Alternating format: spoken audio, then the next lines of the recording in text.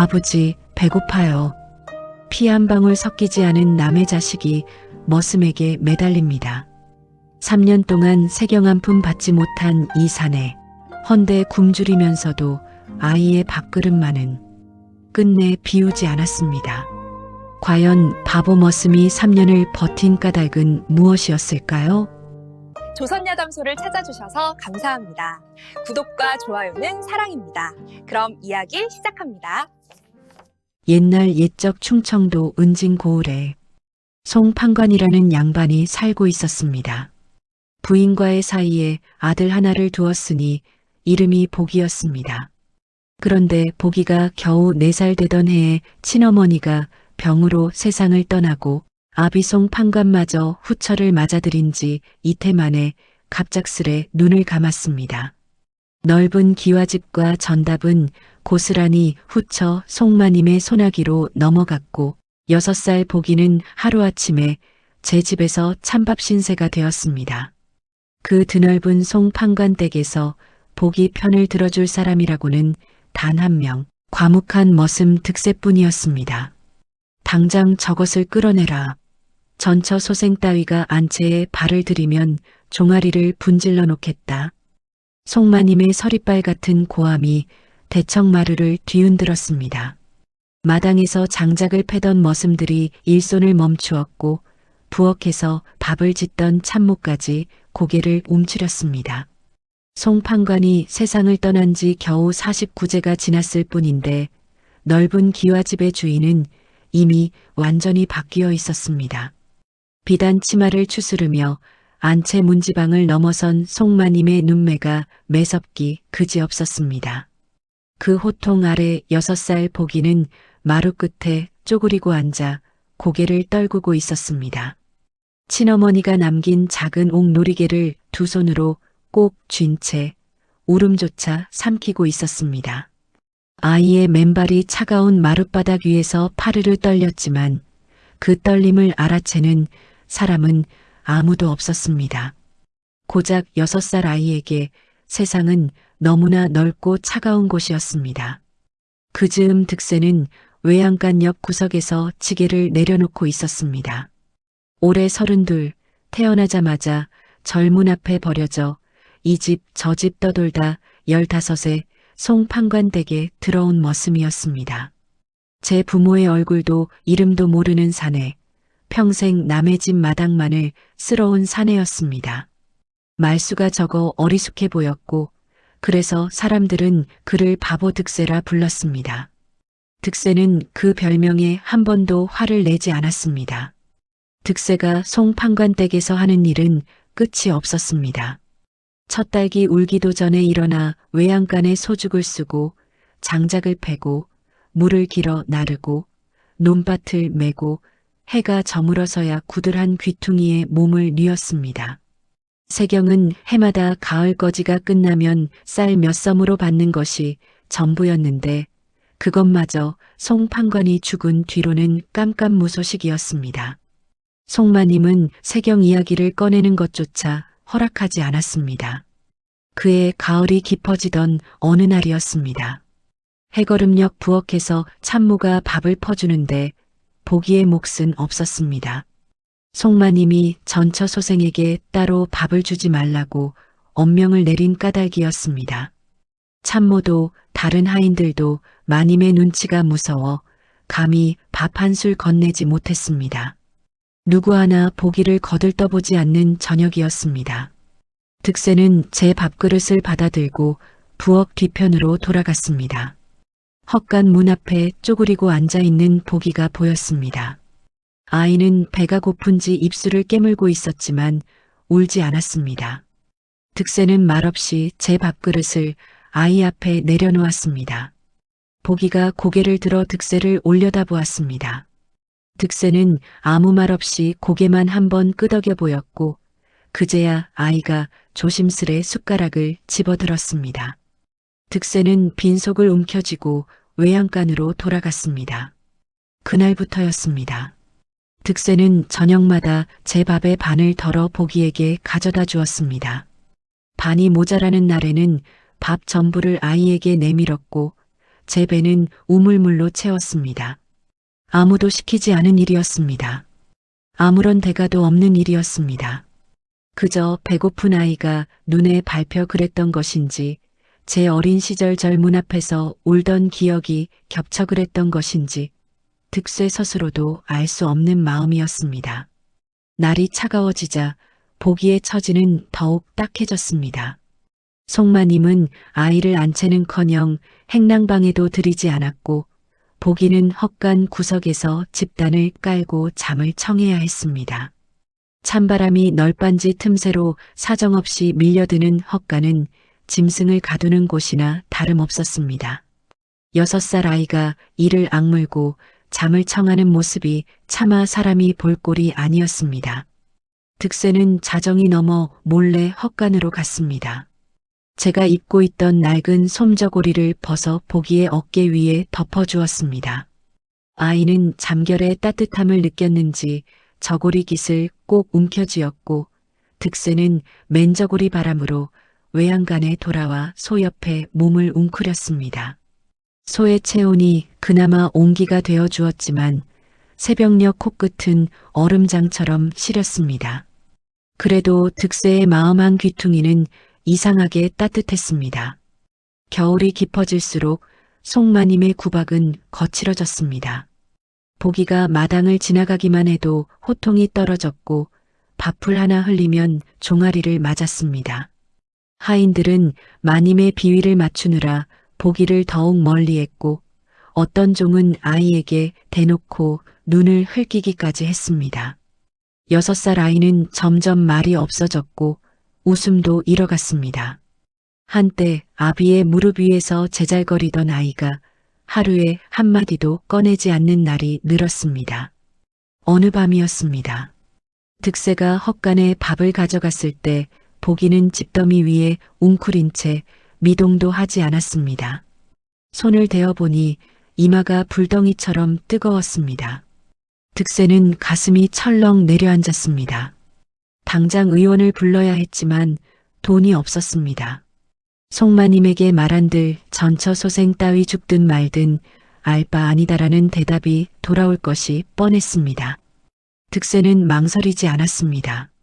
한밤중에 다른 박지를 쳐서 오리박 약재상을 찾아갔습니다. 주머니에는 동전 한 입 없었지만 약재상 주인 앞에 무릎을 꿇고 이마가 땅에 닿도록 조아렸습니다. 머슴의 간절한 사정에 약재상은 혀를 차면서도 해열에 쓰는 약재 한 봉을 내어주었고, 득세는 그것을 가슴에 품고 어둠 속을 내달렸습니다. 발바닥에 돌이 박히고 피가 났지만 아이 생각에 아픈 줄도 몰랐습니다. 헛간에 돌아온 득세는 부엌에서 몰래 물을 끓여 약을 다렸습니다. 떨리는 손으로 보기의 머리를 받쳐들고 약물을 한 모금씩 떠넣었습니다. 아이의 입술이 파르르 떨리며 약물을 받아 삼켰고, 득세는 밤새 아이의 이마에 젖은 수건을 올려주며 곁을 지켰습니다. 언제 잠이 들었는지 모를 새벽녘, 차가운 햇살이 헛간 틈새로 비집고 들어왔습니다. 보기에 열이 내렸습니다. 아이가 눈을 떴을 때 득세는 집더미 위에 앉은 채 꾸벅꾸벅 졸고 있었습니다. 보기는 한참 동안 득세의 얼굴을 말없이 바라보았습니다. 갈라진 입술, 거칠게 튼 손, 새벽 추위에 코끝이 빨갛게 언 얼굴이었습니다. 보기의 입에서 작은 소리가 새어나왔습니다. 아버지. 득세가 화들짝 눈을 떴습니다.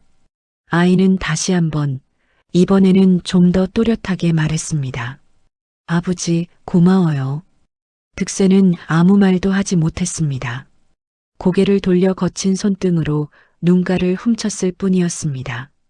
태어나서 처음 들어보는 소리였습니다.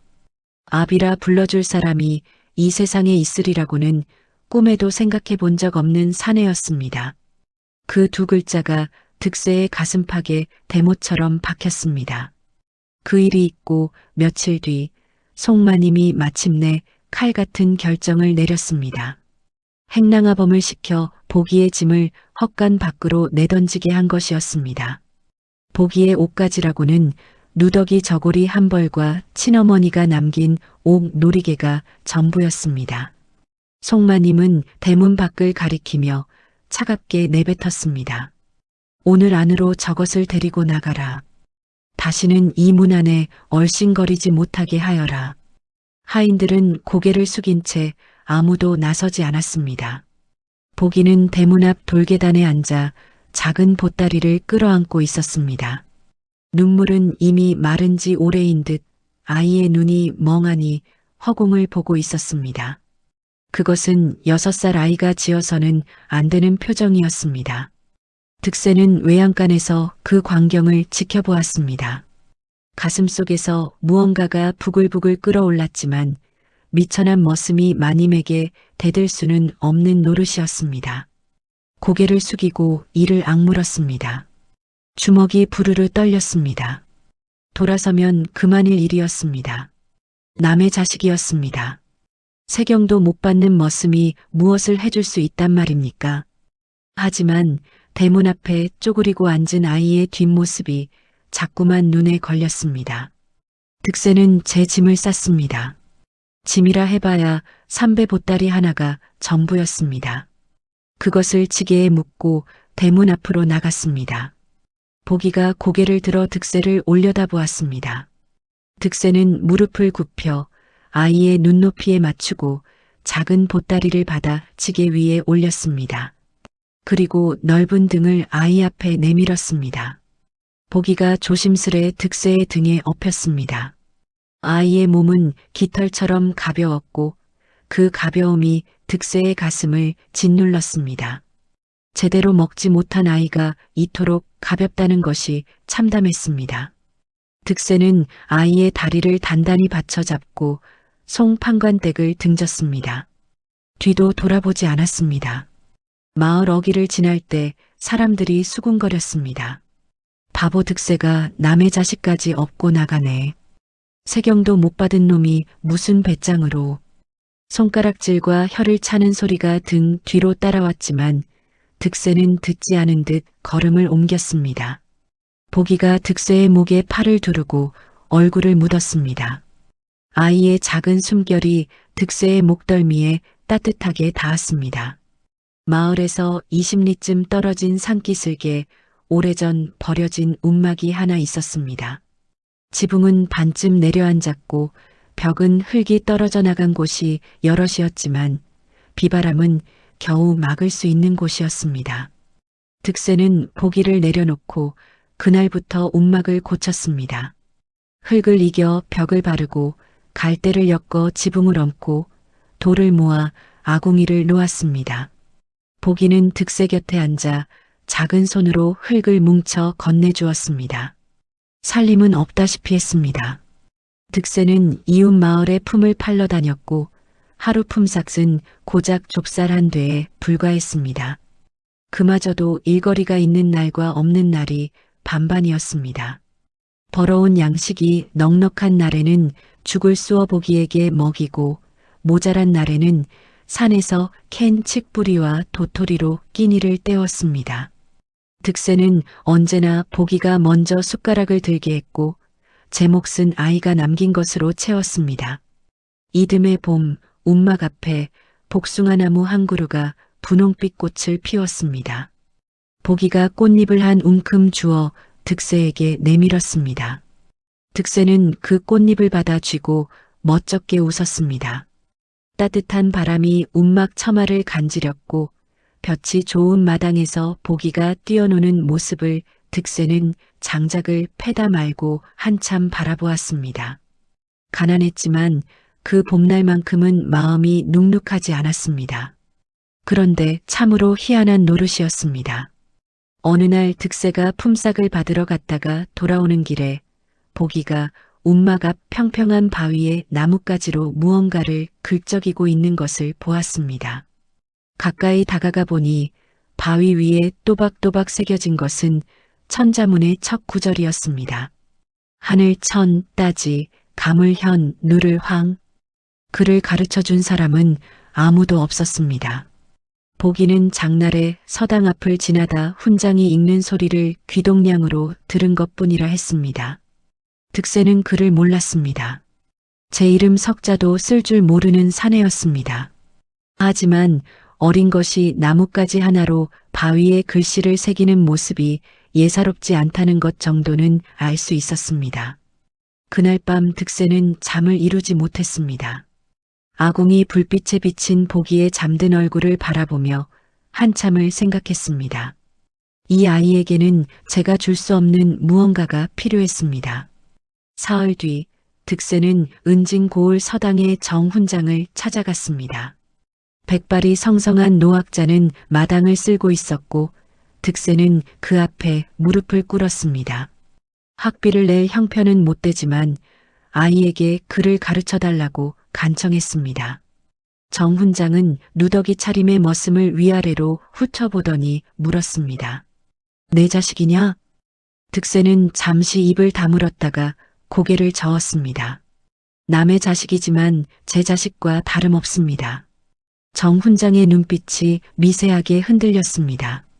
노학자는 머슴의 거칠게 갈라진 손바닥을 물끄러미 내려다보더니 고개를 한번 끄덕였습니다. 그 끄덕임 한 번에 득세의 눈가가 붉어졌지만 사내는 끝내 울지 않았습니다. 그날 저녁 움막으로 돌아온 득세는 보기에게 말했습니다. 내일부터 서당에 가라고, 글을 배우라고, 그것이 아이의 앞길을 열어줄 거라고. 보기가 득세의 거친 손을 꼭 잡았습니다. 아이의 손은 작고 따뜻했습니다. 움막 밖에서 풀벌레 소리가 들려왔고 하늘에는 별이 쏟아지고 있었습니다. 그 즈음 산기슭 움막 근처를 어슬렁거리는 누렁개 한 마리가 있었습니다. 앙상하게 마른 몸에 한쪽 귀가 찢어져 있었고 사람을 보면 꼬리를 말고 도망치는 건 많은 짐승이었습니다. 득세가 먹다 남은 죽찌꺼기를 마당에 놓아두면 새벽녘에 몰래 와서 하차 먹고 갔습니다. 보기가 그 개에게 누렁이라는 이름을 붙여주었고 보름쯤 지나자 누렁이는 더 이상 도망치지 않았습니다. 이렇게 해서 머슴 득세와 작은 도련님 보기 그리고 겁 많은 누렁이의 산기슭 움막살이가 시작되었습니다. 세경 한 푼 없는 바보 머슴의 품에서 자라나는 아이에게 어떤 내일이 기다리고 있는지 그의 봄의 은진 고을은 아직 아무것도 알지 못했습니다. 보기가 은진 서당에 들어간 것은 움막살이를 시작한 지 한 달이 채 지나지 않았을 때였습니다. 이른 아침이면 득세가 보기의 손을 잡고 산길을 내려왔습니다. 풀잎에 이슬이 맺힌 오솔길을 걸어 고을 어기까지 20리 어른걸음으로도 한 시지는 좋게 걸리는 길이었습니다. 보기의 짧은 다리로는 더 오래 걸렸지만 아이는 한 번도 힘들다는 말을 하지 않았습니다. 득세가 업어주겠다고 등을 내밀면 고개를 저으며 제 발로 걸었습니다. 그 고집이 기특하면서도 안쓰러워 득세는 걸음을 한껏 늦추어 아이의 보폭에 맞추었습니다. 서당에 도착하면 득세는 대문 앞에서 보기의 옷매무새를 고쳐주었습니다. 누더기라 해도 전날 밤 득세가 정성껏 빨아말린 옷이었습니다.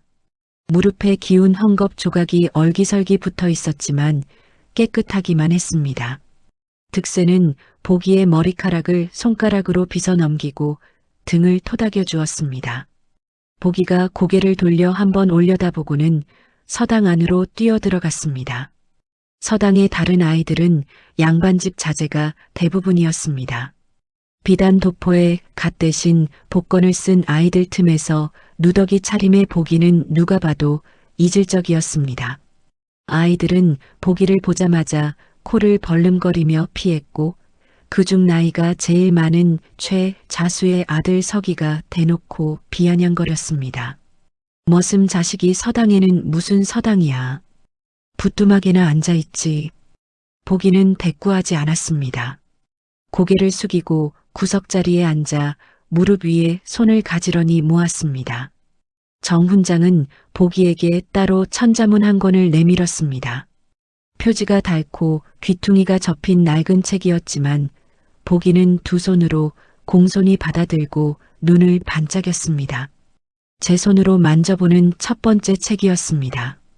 정 훈장이 천자문의 첫 구절을 읽으라 하자 보기는 또렷한 목소리로 막힘없이 읊었습니다. 하늘 천 따지에서 시작하여 16구절을 단숨에 내리 읽었습니다. 서당 안이 잠시 조용해졌습니다. 정 훈장의 눈이 가늘어졌습니다. 노학자는 천자문을 거두고 대신 소학의 한 대목을 불러주었습니다. 한번 듣고 따라 읊어보라는 뜻이었습니다. 보기는 정 훈장이 읽어준 구절을 고스란히 되풀이했습니다.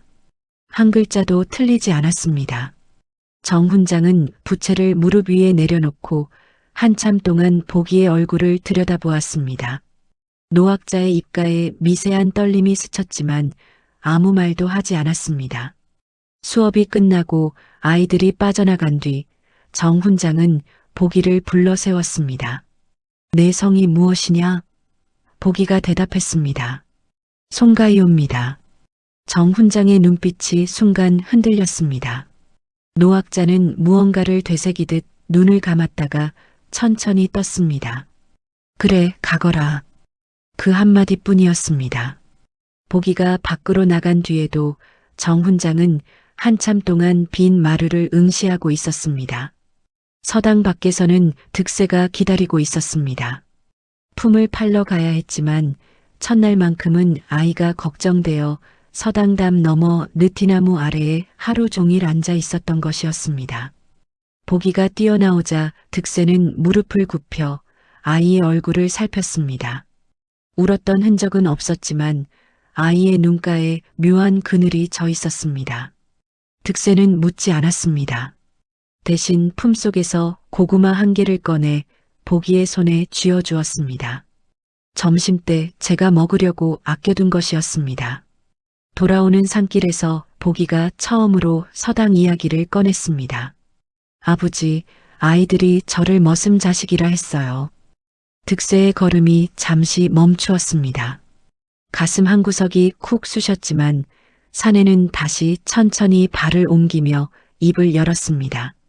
내가 글을 잘 배우면 아무도 그런 소리 못한다. 그러니 힘내거라.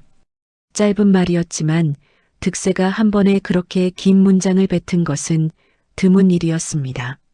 보기는 고개를 끄덕이고 득세의 손을 더 꼭 잡았습니다. 날이 갈수록 보기의 재주는 놀라운 속도로 피어났습니다. 천자문을 석 달 만에 떼고 소학으로 넘어갔으며 소학을 마치기도 전에 대학의 첫머리를 스스로 읽기 시작했습니다.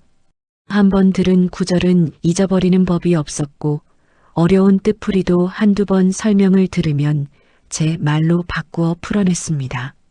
정 훈장은 40년 서당 훈장 생활에서 이런 아이를 본 적이 없다고 속으로 되뇌었습니다.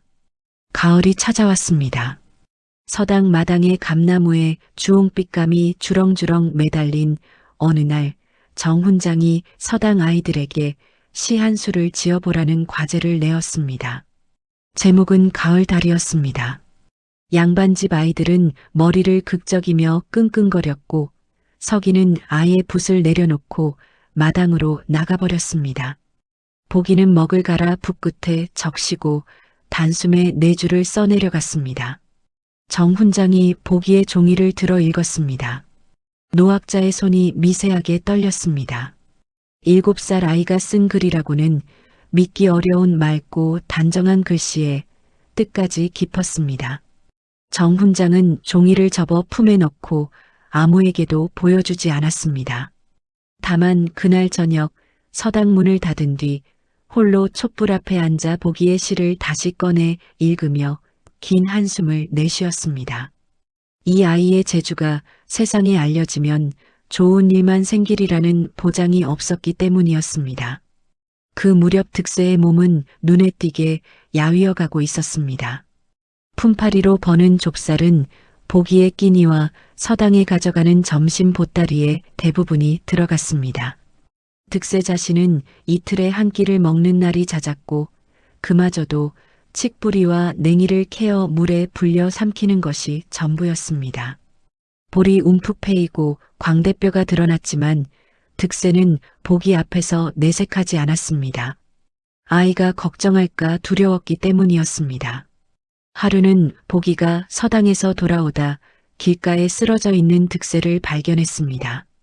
지게에 장작을 가득 지고 이웃 마을에서 돌아오는 길이었는데 빈속에 무거운 짐을 진 탓에 다리가 풀려 넘어진 것이었습니다. 보기가 달려와 득세의 팔을 붙잡고 울먹였습니다. 아버지, 일어나요. 제발 일어나요. 득세는 힘겹게 웃으며 일어섰습니다. 걱정 마라. 돌부리에 걸렸을 뿐이다. 거짓말이었습니다. 아이도 그것이 거짓말인 줄 알았지만 더 묻지 않았습니다. 그날 밤 보기는 제 밥의 반을 득세의 그릇에 덜어 놓았습니다. 득세가 괜찮다며 도로 아이 그릇에 넣으려 했지만 보기가 고집을 부렸습니다. 아버지가 쓰러지면 저는 어떡해요. 득세는 아무 말 없이 그 밥을 먹었습니다. 목구멍이 메어 넘기기가 쉽지 않았습니다. 겨울이 오기 전에 득세는 누비 저고리를 하나 지었습니다. 바느질이라곤 해본 적 없는 투박한 손으로 품팔이 끝에 얻은 솜을 넣고 3배 조각을 이어붙여 만든 것이었습니다. 바늘땀이 고르지 못하고 모양이 삐뚤었지만 솜이 넉넉하여 따뜻하기는 했습니다. 득세는 그 저고리를 보기에게 입히며 솜의 길이를 살폈습니다. 두어 뼘은 길었지만 내년까지 입히려면 그 정도가 알맞았습니다. 보기가 두 팔을 벌려 소매를 흔들며 웃었고 득세도 따라 웃었습니다. 움막 안에 오랜만에 웃음소리가 울려 퍼졌습니다. 누렁이는 어느새 움막의 식구가 되어 있었습니다.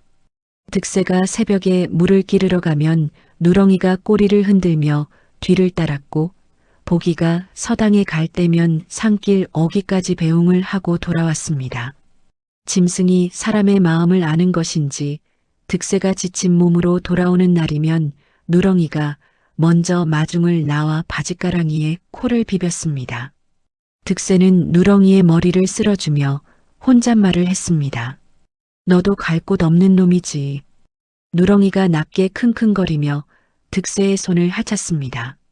이듬해 새봄이 되자 정 훈장이 득세를 불렀습니다.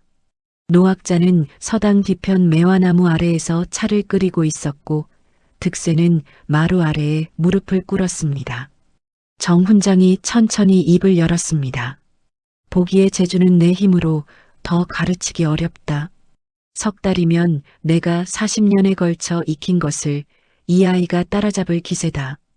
득세는 고개를 들어 훈장의 얼굴을 바라보았습니다. 노학자의 표정은 기쁨과 근심이 뒤섞여 있었습니다. 정 훈장은 찻잔을 내려놓고 목소리를 낮추었습니다. 이 아이를 한양으로 보내야 한다.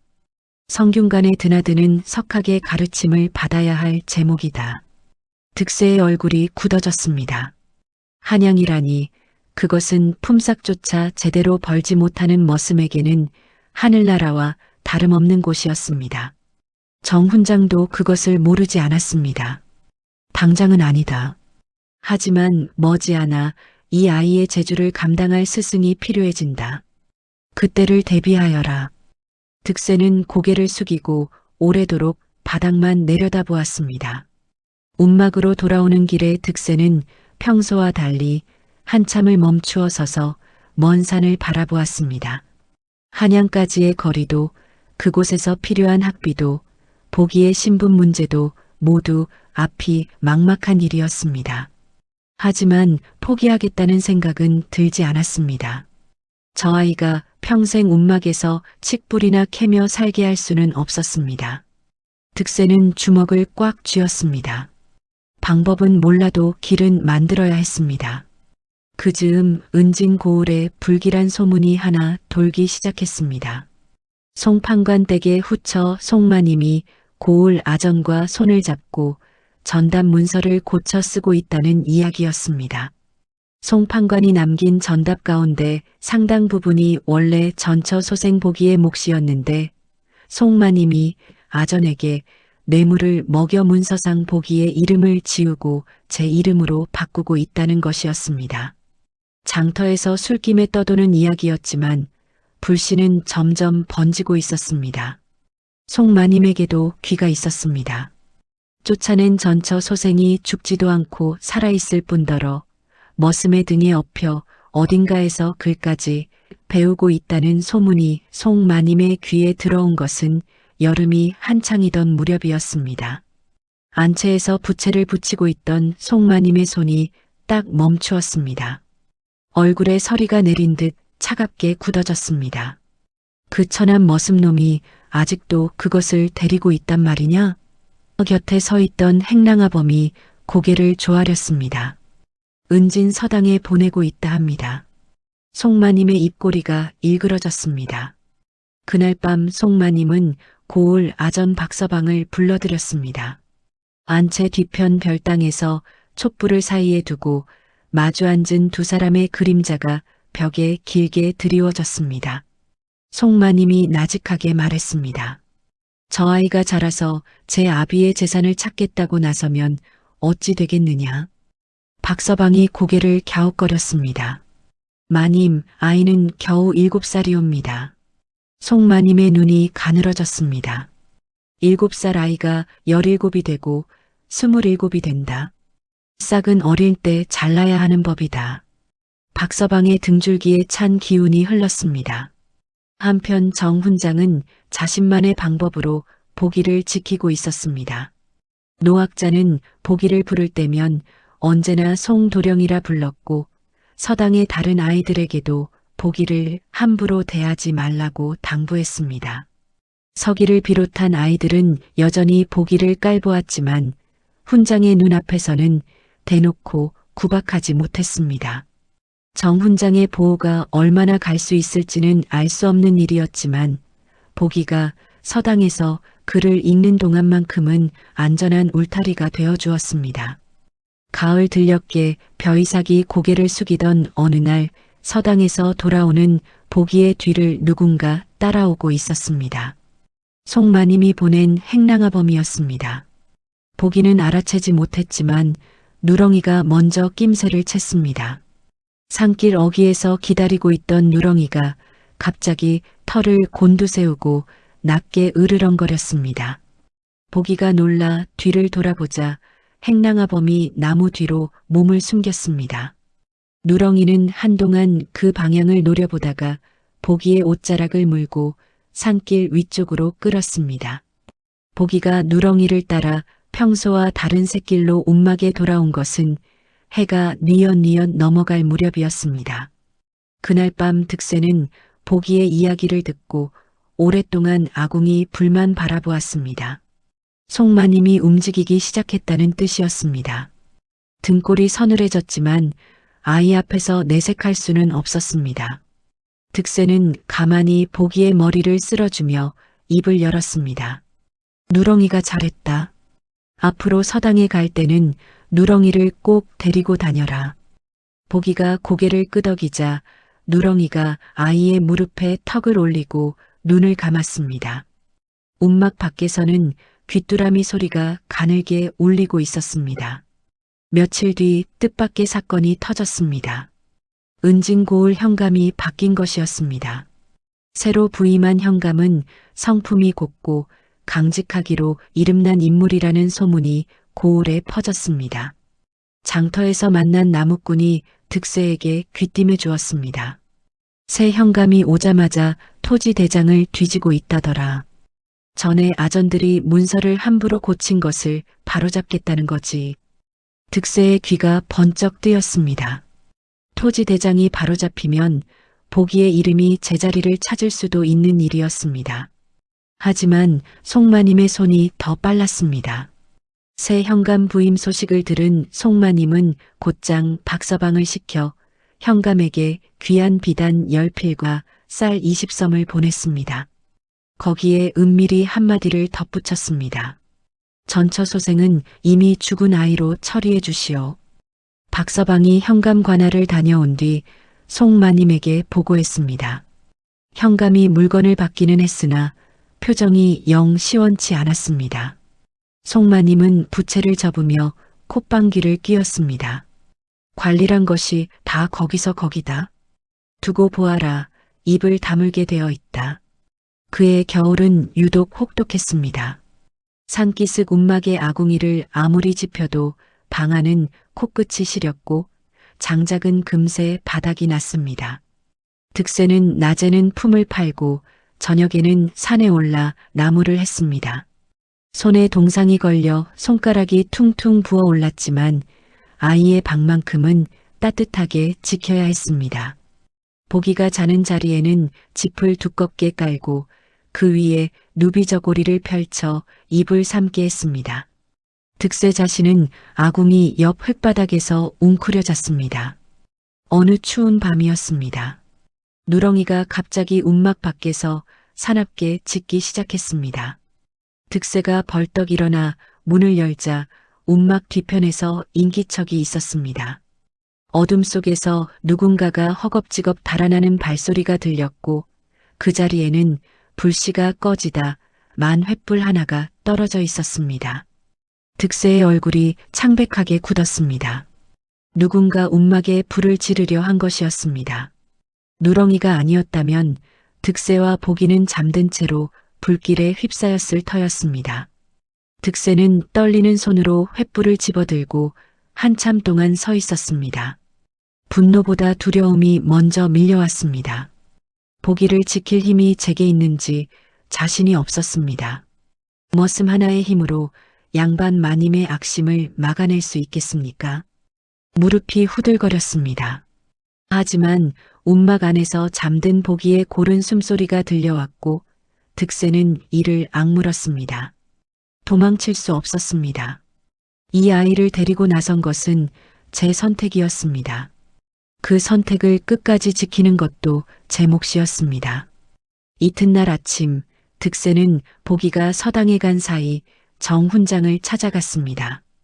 간밤에 이를 털어놓자 노학자의 얼굴에 깊은 주름이 패였습니다. 정 훈장은 한참을 생각한 끝에 서한 서랍에서 낡은 편지 한 통을 꺼냈습니다. 누렇게 빛바랜 종이에 단정한 글씨가 빼곡했습니다. 이것은 내가 30년 전 한양에서 함께 수확한 벗에게 받은 서찰이다. 그 벗이 지금은 한양에서 꽤나 이름이 알려진 학자가 되었다. 정 훈장의 목소리가 낮아졌습니다. 아직은 때가 아니다. 하지만 정녕 위급한 날이 오거든 이 서찰을 들고 한양으로 가거라. 내 벗이 길을 열어줄 것이다. 득세는 두 손으로 서찰을 받았습니다. 글을 읽지 못하는 사내였지만 그 종이 한 장에 담긴 무게는 느낄 수 있었습니다. 정 훈장이 30년을 간직한 인연을 자신에게 내어준 것이었습니다. 득세는 이마를 바닥에 대고 절을 올렸습니다. 은혜를 잊지 않겠습니다. 정 훈장이 고개를 저었습니다. 은혜는 내가 아니라 저 아이에게 갚는 것이다. 내가 보기에게 베푼 정이야말로 세상에 드문 것이니라. 득세는 서찰을 품속 깊이 넣고 서당을 나섰습니다. 움막으로 돌아온 득세는 서찰을 아궁이 옆 돌틈 사이에 숨겨두었습니다. 그 옆에는 보기의 옥 놀이개가 헝겊에 쌓여 있었습니다. 두 가지 물건, 하나는 보기의 신분을 증명할 증표이고 다른 하나는 위기에서 보기를 구할 길이었습니다. 득세는 두 물건을 나란히 놓고 오래도록 바라보았습니다. 아직 쓸 때는 아니었습니다. 하지만 그날이 머지않았다는 것을 사내의 직감이 말해주고 있었습니다. 그의 섣달 금음이었습니다. 온 세상이 눈에 덮인 고요한 밤, 득세와 보기는 움막 아궁이 앞에 나란히 앉아 있었습니다. 솔가지가 타면서 소량이 번졌고 누렁이는 보기의 발치에 웅크리고 잠들어 있었습니다. 보기가 득세의 팔에 기대어 말했습니다. 아버지, 내년에도 같이 있을 수 있죠? 득세는 아이의 머리를 쓸어주며 가만히 고개를 끄덕였습니다. 그럼 어디를 가도 같이 간다. 아궁이의 불빛이 두 사람의 얼굴 위에서 따뜻하게 일렁였습니다. 그러나 새해가 밝았을 때 은진 고을에는 이미 거센 바람이 불어오고 있었습니다. 송마님의 손이 관아의 문서 괴짜까지 뻗기 시작했다는 소문이 장터 골목을 떠돌았고 보기의 이름이 호적에서 사라졌다는 흉흉한 이야기가 사람들의 입에 오르내리고 있었습니다. 득세의 귀에도 그 소문은 어김없이 닿았습니다. 사내의 턱이 단단하게 굳었고 품속 깊이 넣어둔 서찰의 무게가 전보다 묵직하게 느껴졌습니다. 산기슭 움막 위로 매서운 삭풍이 몰아쳤지만 득세는 보기에 잠든 이마를 가만히 어루만지며 긴 밤을 새우고 있었습니다. 새해 정월 대보름이 지나고 얼마 되지 않아 사단이 터졌습니다.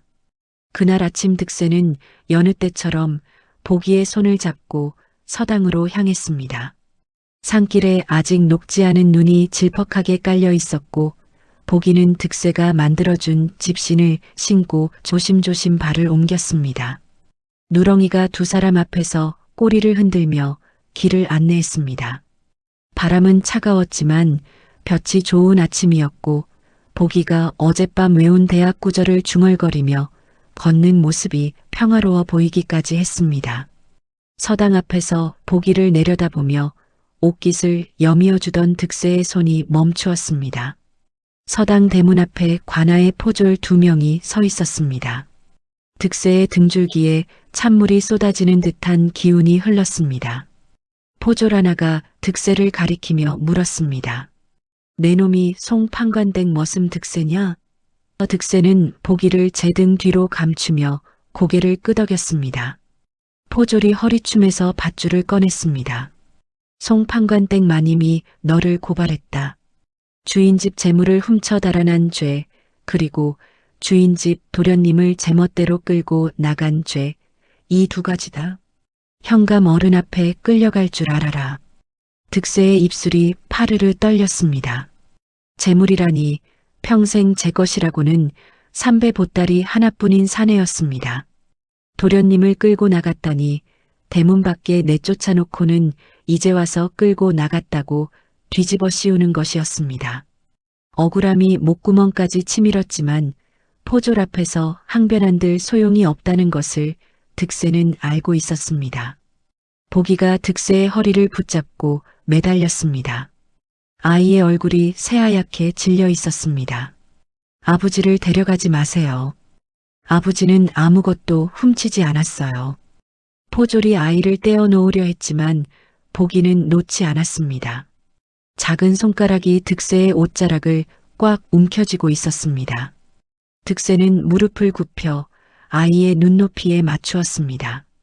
사내의 눈가가 붉어졌지만 목소리만은 힘을 주어 단단하게 내뱉었습니다. 걱정 마라. 아버지가 잘못한 것이 없으니 금방 돌아온다. 훈장님 말씀 잘 듣고 있거라. 보기의 손이 천천히 풀렸습니다. 아이의 눈에 눈물이 그렁그렁 맺혀 있었지만 끝내 떨어지지는 않았습니다. 득세는 아이의 머리를 한번 쓸어주고 돌아섰습니다. 포졸이 득세의 두 손목에 포승줄을 감았습니다. 거칠게 튼 손등 위로 밧줄이 파고들었지만 득세는 인상 하나 쓰지 않았습니다. 고개를 꼿꼿이 세우고 포졸을 따라 걸었습니다. 등 뒤에서 보기가 서당 대문을 잡고 서 있는 기척이 느껴졌지만 뒤를 돌아보지 않았습니다. 돌아보면 발길이 떨어지지 않을 것 같았기 때문이었습니다. 관아에 끌려간 득세는 동원 마당에 무릎을 꿇었습니다. 차가운 돌바닥이 무릎뼈를 파고들었습니다.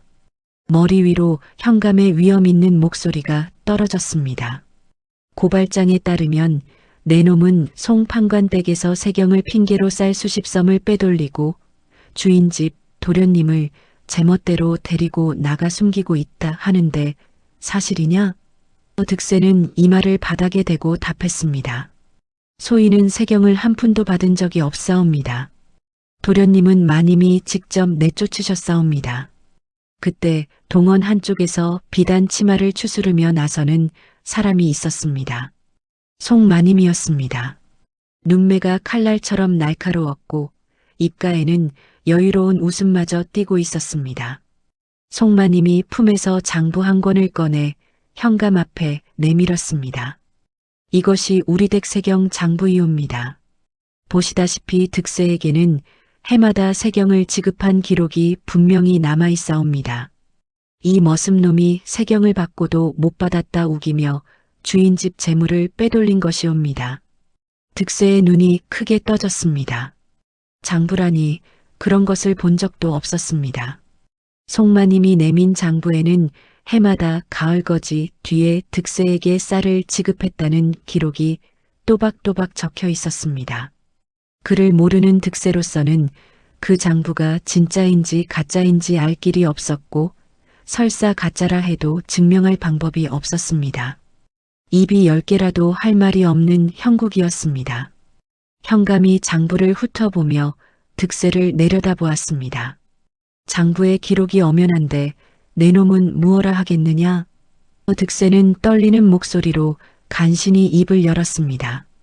소인은 정령 세경을 받은 적이 없사옵니다. 그 장부는 소인이 모르는 것이옵니다. 송마님이 부채로 얼굴을 가리며 비웃듯 말했습니다. 거짓말은 저승에 가서도 못 고치는 모양이옵니다. 이 미천한 머슴놈이 양반댁 장부를 어찌 우습게 볼 수 있겠사옵니까? 현감의 표정은 알 수 없었습니다. 눈을 감고 한참을 침묵하더니 천천히 입을 열었습니다. 일단 득세를 옥에 가두어라. 도련님이라 칭하는 아이의 신원도 확인해야 하니 아이도 데려오도록 하라. 득세의 얼굴이 사색이 되었습니다. 옥에 갇히는 것보다 보기를 데려온다는 말이 가슴을 칼로 베는 듯 했습니다. 아이까지 이 소용돌이에 끌려 들어오면 송마님의 소나기에서 빠져나올 길이 막막해지는 것이었습니다. 관아옥에 들어간 득세는 차가운 흙바닥에 주저앉았습니다. 좁고 어두운 옥방에는 쥐 냄새와 곰팡이 냄새가 뒤섞여 코를 찔렀습니다. 격자창 너머로 보이는 하늘은 맑았지만 득세의 마음속은 먹장구름이 가득했습니다. 보기가 혼자 남겨졌다는 생각에 가슴이 조여왔습니다. 아이가 밥은 먹었을지, 서당에서 돌아오는 길에 위험하지는 않을지, 누렁이가 곁에 있기는 한 것인지 생각이 꼬리에 꼬리를 물었습니다. 그 무렵 서당에서는 정 훈장이 보기를 데리고 뒷방으로 들어가 있었습니다. 포졸이 서당까지 왔다가 훈장의 완강한 거부에 일단 물러간 뒤였습니다. 정 훈장은 관아에서 아이를 데려가겠다는 말에 지팡이를 들고 버텼습니다. 유생을 함부로 끌고 가는 법이 어디 있느냐? 현감에게 내가 직접 글을 올릴 터이니 물러가거라. 포졸은 노학자의 기세에 눌려 일단 발을 돌렸지만 그것이 오래 갈 수 없다는 것은 정 훈장도 알고 있었습니다. 보기는 뒷방 구석에 앉아 무릎을 끌어안고 있었습니다. 아이의 얼굴에 핏기가 없었습니다. 입술을 꽉 깨물고 있었지만 눈물은 흘리지 않았습니다. 정 훈장이 아이 앞에 무릎을 꿇고 말했습니다. 송도령, 무서워하지 말아라. 내 아비가 곧 돌아올 것이다.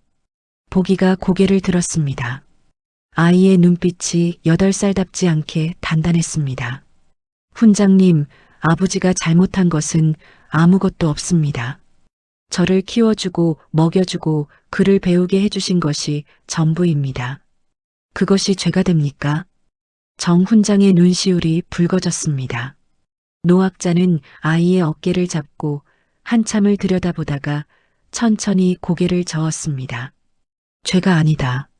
이 세상에서 가장 무거운 정이다. 정 훈장은 자리에서 일어나 서한 앞에 앉았습니다. 먹을 갈고 붓을 들어 무언가를 쓰기 시작했습니다. 현감에게 보내는 탄원서였습니다. 노학자의 붓끝이 빠르게 움직였고 그 글 속에는 40년 훈장 생활의 무게가 실려 있었습니다. 관아 옥에서 이틀째 되던 날 득세에게 면회가 왔습니다. 장터의 나무꾼이었습니다. 나무꾼은 격자창 앞에 쪼그려 앉아 낮은 목소리로 속삭였습니다. 이봐 득세, 큰일이야. 송마님이 관아에 내민 세경 장부 말이다. 장터에서 글 아는 사람이 봤는데 먹빛이 다르다는 거야. 오래된 기록이랑 새로 쓴 기록이랑 먹물 색깔이 확연히 다르다고. 득세의 눈이 번뜩였습니다. 장부가 조작되었다는 뜻이었습니다. 하지만 그것을 누가 증명해 줄 수 있단 말입니까? 글도 모르는 머슴의 말을 현감이 믿어줄 리가 없었습니다. 나무꾼이 한 가지를 더 귀띔해 주었습니다. 그리고 말이야, 송마님이 보기를 관하로 데려오라고 재촉하고 있어. 아이를 데려와서 직접 추궁하겠다는 거야.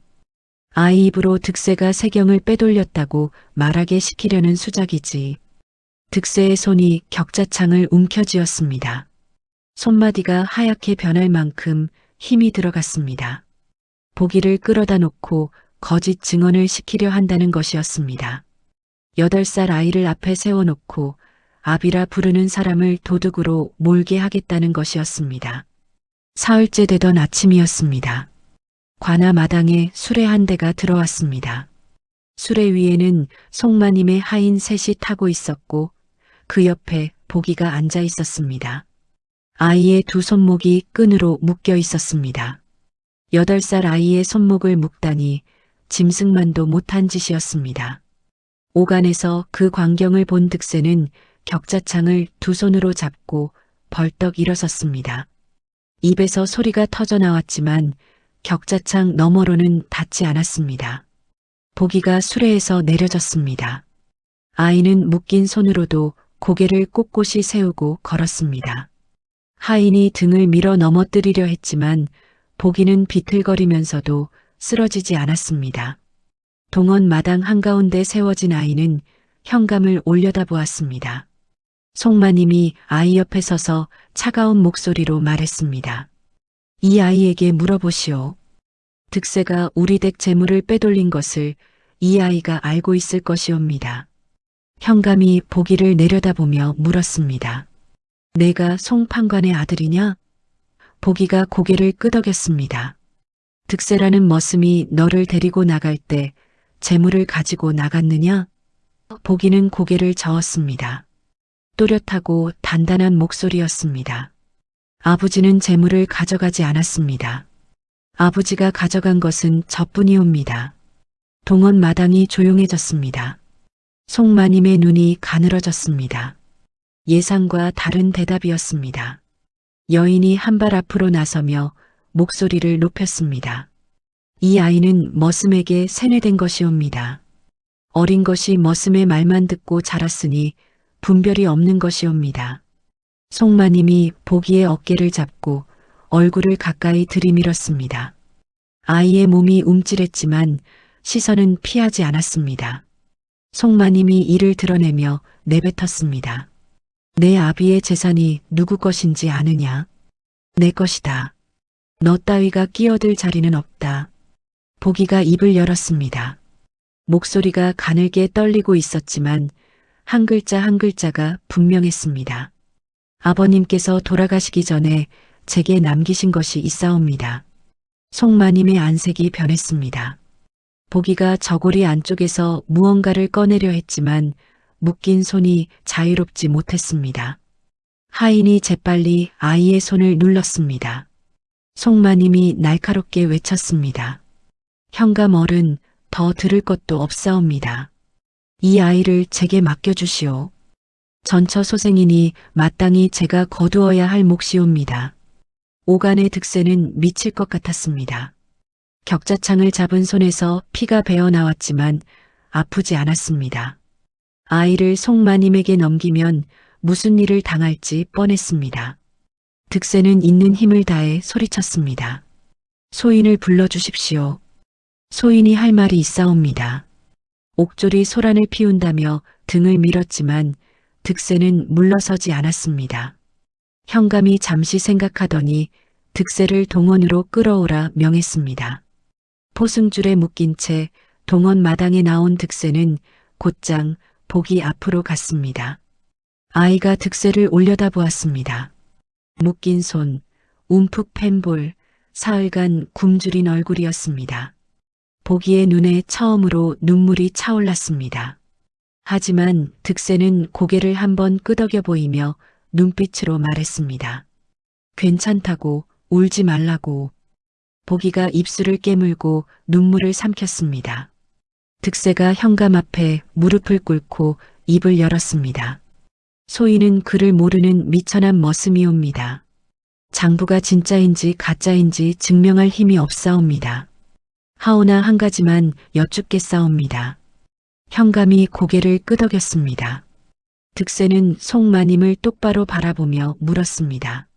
마님, 소인이 세경을 받았다 하셨습니다. 그렇다면 소인이 3년 동안 받은 세경으로 무엇을 샀는지 말씀해 주시옵소서. 논을 샀습니까? 밭을 샀습니까? 집을 지었습니까? 동원 마당이 조용해졌습니다. 득세가 말을 이었습니다. 소인의 살림을 보시옵소서. 움막 한 칸에 솥 하나, 지게 하나가 전부이옵니다.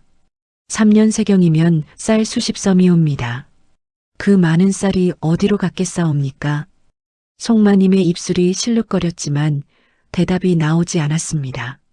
득세가 마지막으로 낮은 목소리로 덧붙였습니다. 소인이 3년 동안 번 것은 품팔이 족살뿐이었고 그것마저 이 아이의 밥값과 서당 대신 가져가는 점심에 들어갔사옵니다. 이 아이를 먹이느라 소인은 이틀에 한 끼를 먹었사옵니다. 현감의 눈이 미세하게 흔들렸습니다. 포승줄에 묶인 사내의 앙상한 팔뚝과 움푹 팬 볼이 그 말의 증거였습니다. 하지만 현감은 입을 열지 않았습니다. 송마님이 재빨리 끼어들었습니다. 저 머슴놈의 궤변에 속으시면 아니 되옵니다. 재물을 어딘가에 숨겨두었을 것이옵니다. 움막을 뒤져보면 나올 것이옵니다. 현감이 포졸에게 명했습니다. 득세의 움막을 수색하라. 득세의 얼굴이 하얗게 변했습니다. 움막을 수색하면 돌틈에 숨겨둔 옥 놀이개와 서찰이 발견될 터였습니다. 옥 놀이개는 보기의 것이니 도둑맞은 재물이라 우길 수 있었고 서찰은 정 훈장과의 연결고리가 드러나면 노학자마저 위험해지는 것이었습니다. 득세의 머릿속이 하얗게 비었습니다. 어찌해야 할지 알 수 없었습니다. 그때였습니다. 동원 마당으로 뛰어들어오는 사람이 있었습니다. 정 훈장이었습니다. 지팡이를 짚고 헐떡이며 들어선 노학자의 손에는 탄원서가 들려 있었습니다. 하지만 노학자가 동원에 당도하기도 전에 송마님의 하인 하나가 앞을 가로막았습니다. 이 서당 훈장이 머슴과 한패이옵니다. 머슴 자식을 공짜로 가르치고 이간질을 해온 자이옵니다. 정 훈장의 얼굴이 불그락푸르락해졌지만 포졸이 노학자의 팔을 잡고 한쪽으로 밀어냈습니다. 현감이 자리에서 일어나 안으로 들어가며 말했습니다. 오늘은 이만 물러가라. 움막 수색 결과를 보고 다시 심리하겠다. 득세는 다시 옥으로 끌려갔습니다. 보기는 정 훈장에게 맡겨졌지만 송마님의 하인들이 서당 주변을 어슬렁거리고 있었습니다. 언제 아이를 빼앗아 갈지 모르는 형국이었습니다. 정 훈장은 보기를 서당 안방에 들이고 문을 잠갔습니다. 그날 밤 오간의 득세는 한숨도 잠을 이루지 못했습니다. 차가운 흙바닥에 등을 대고 누워 어둠 속 천장을 바라보았습니다. 움막이 수색당하면 모든 것이 끝이었습니다. 옥 놀이개를 잃으면 보기의 신분을 증명할 길이 사라지고 서찰이 발각되면 정 훈장까지 연루되었습니다. 이를 악물어도 방법이 떠오르지 않았습니다. 사면초가라는 것이 이런 것인가 싶었습니다. 그런데 이튿날 새벽 관아 옥 밖에서 이상한 소리가 들려왔습니다. 낮고 간절한 게 울음소리였습니다. 득세가 격자창에 얼굴을 붙이자 어둠 속에서 누런 그림자가 보였습니다. 누렁이었습니다. 20리 산길을 달려 관아까지 찾아온 것이었습니다. 누렁이는 격자창 아래에 앉아 꼬리를 흔들다가 입에 물고 있던 것을 바닥에 내려놓았습니다. 헝겊에 쌓인 작은 물건이었습니다. 득세가 격자창 틈으로 손을 내밀어 그것을 집어들었습니다. 헝겊을 풀자 옥 놀이개가 나왔습니다. 그리고 그 아래에 빛바랜 서찰이 접혀 있었습니다. 득세의 손이 부르르 떨렸습니다. 누렁이가 움막의 돌틈에서 이것을 물어온 것이었습니다. 짐승이 어찌 이것을 알았는지, 어찌 이 먼 길을 찾아왔는지 사람의 머리로는 헤아릴 수 없는 일이었습니다. 득세는 격자창 너머로 손을 뻗어 누렁이의 머리를 쓸어주었습니다. 고맙다, 이 녀석아. 누렁이가 득세의 손바닥을 핥고는 어둠 속으로 사라졌습니다. 득세는 옥놀이개와 서찰을 저고리 안쪽 깊숙이 넣고 가슴팍을 꼭 눌렀습니다. 두 가지 물건이 피부에 닿는 감촉이 차가우면서도 든든했습니다. 하지만 이것만으로는 부족했습니다.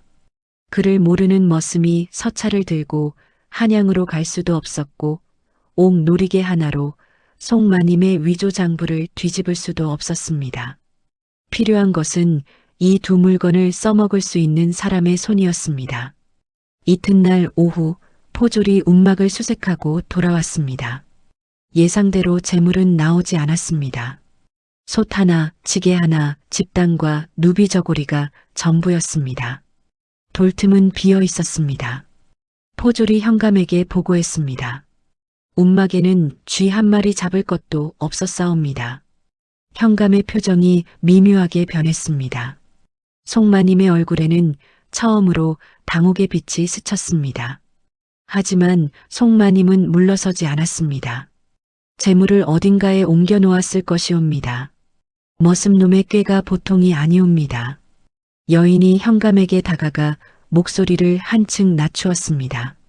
현감 어른, 이 일을 빨리 마무리 짓는 것이 서로에게 좋지 않겠사옵니까? 그 말 속에 담긴 뜻을 모를 사람은 없었습니다. 뇌물의 대가를 요구하는 것이었습니다.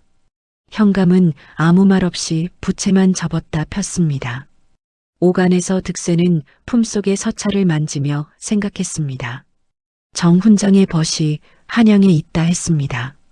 그 사람이 힘을 쓸 수 있는 사람이라면 이 서찰이 은진 고을의 판을 뒤집을 열쇠가 될 수도 있었습니다.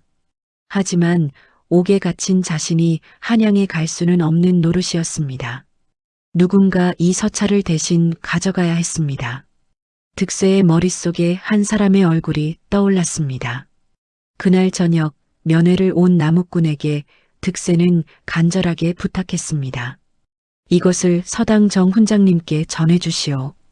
훈장님이면 방법을 아실 것이오. 나무꾼은 고개를 끄덕이고 서찰을 품에 넣었습니다. 나무꾼이 돌아간 뒤 득세는 차가운 옥바닥에 이마를 대고 오래도록 움직이지 않았습니다. 할 수 있는 것은 모두 했습니다. 이제 남은 것은 기다리는 일뿐이었습니다. 밤이 깊었습니다. 격자창 너머로 차가운 달빛이 쏟아져 들어왔습니다. 득세는 품속의 옥놀이개를 꺼내 달빛에 비추어 보았습니다. 보기에 친어머니가 남긴 이 작은 옥이 아이의 신분을 증명해 줄 수 있을 것인지 아니면 이대로 모든 것이 무너져 내릴 것인지 알 수 없었습니다. 다만 한 가지 무슨 일이 있어도 보기를 송마님에게 넘길 수는 없다는 것만은 분명했습니다. 그것이 바보 머슴 득세가 3년을 버텨온 이유였고 앞으로도 버텨야 할 이유였습니다. 관아 옥 위로 구름이 달을 삼키고 은진 고을의 밤은 한치 앞을 가늠할 수 없을 만큼 어두워지고 있었습니다. 서찰이 정 훈장의 손에 닿은 것은 그 이튿날 새벽이었습니다. 나무꾼이 서당 뒷문을 두드렸을 때 정 훈장은 촛불 앞에서 밤을 새우고 있었습니다. 서찰을 받아든 노학자의 손이 미세하게 떨렸습니다. 30년 전 자신이 쓴 글씨가 빛바랜 종이 위에 고스란히 남아 있었습니다. 정 훈장은 서찰을 펼쳐 다시 읽지 않았습니다. 그 안에 무엇이 적혀 있는지 누구보다 잘 알고 있었기 때문이었습니다. 노학자는 서안 위에 서찰을 내려놓고 눈을 감았습니다. 오래도록 생각에 잠긴 뒤 천천히 눈을 떴을 때 눈빛이 달라져 있었습니다. 정 훈장은 서당 안방에서 잠들어 있는 보기를 들여다보았습니다. 아이는 득세가 지어준 누비저고리를 끌어안은 채 웅크리고 있었습니다. 노학자의 눈가에 깊은 주름이 패였습니다. 정 훈장은 방문을 조용히 닫고 마당으로 나왔습니다. 동이 트기 전 어스름 속에서 서당의 심부름꾼 소년을 불러 세웠습니다. 이 서찰을 가지고 한양으로 가거라. 종로 통이동 이 참판댁을 찾아가 이 편지와 함께 전하여라. 은진 서당 정제하기 보냈다고 급한 일이라고. 쉬지 말고 달려라. 소녀는 서찰을 품에 넣고 어둠 속으로 사라졌습니다. 한양까지는 빨라야 닷새 길이었습니다. 그 닷새가 은진 고을의 판세를 바꿀 수 있을지 아니면 그 전에 모든 것이 끝나버릴지 정 훈장은 알 수 없었습니다. 다만 가만히 앉아 기다릴 수만은 없었습니다. 노학자는 서안 앞에 앉아 먹을 갈기 시작했습니다. 한양에서 답이 오기 전에 자신이 할 수 있는 일이 하나 남아 있었습니다. 그 사이 관아옥의 득세는 넷째 날을 맞이하고 있었습니다. 밥이라고는 하루에 잡곡죽 한 사발이 전부였고 물도 제대로 주지 않았습니다. 입술이 갈라지고 눈이 움푹 꺼졌지만 득세의 머릿속에는 오직 복이 생각뿐이었습니다. 아이가 서당에서 안전한지 정 훈장이 서찰을 받았는지 그것만이 사내의 머리를 가득 채우고 있었습니다. 다섯째 날 아침 관아에 새로운 바람이 불었습니다. 현감이 다시 심리를 열겠다고 선포한 것이었습니다. 송마님의 재촉이 거셌기 때문이었습니다. 송마님은 이번 심리에서 결판을 내겠다는 기세였습니다. 득세를 도둑으로 확정짓고 보기를 제 손에 넣으려는 것이었습니다. 아전 박서방이 새로운 증인까지 데리고 왔다는 소문이 옥 안에까지 흘러들어왔습니다. 송판관댁의 참모였습니다. 송마님이 시켜 득세가 부엌에서 쌀을 빼돌리는 것을 보았다고 거짓 증언을 하게 한 것이었습니다. 득세는 포승줄에 묶인 채 다시 동원 마당에 끌려 나왔습니다. 닷새간 옥에 갇혀있던 사내의 몰골은 처참했습니다. 광대뼈가 드러나고 눈 밑에 거뭇한 그늘이 내려앉아 있었습니다. 하지만 눈빛만은 죽지 않았습니다. 동원 한쪽에 보기가 서 있는 것이 보였습니다. 정 훈장이 아이의 어깨에 손을 얹고 있었습니다. 보기가 득세를 보자 입술을 꽉 깨물었습니다. 울음을 참고 있는 것이 역력했습니다. 득세는 고개를 끄덕여 보였습니다. 아이가 작게 고개를 끄덕여 돌려주었습니다. 현감이 자리에 앉았습니다. 송마님은 비단 치마를 가지런히 펴며 동원 왼편에 섰고 그 뒤에 박서방과 참모가 서 있었습니다. 현감이 입을 열었습니다.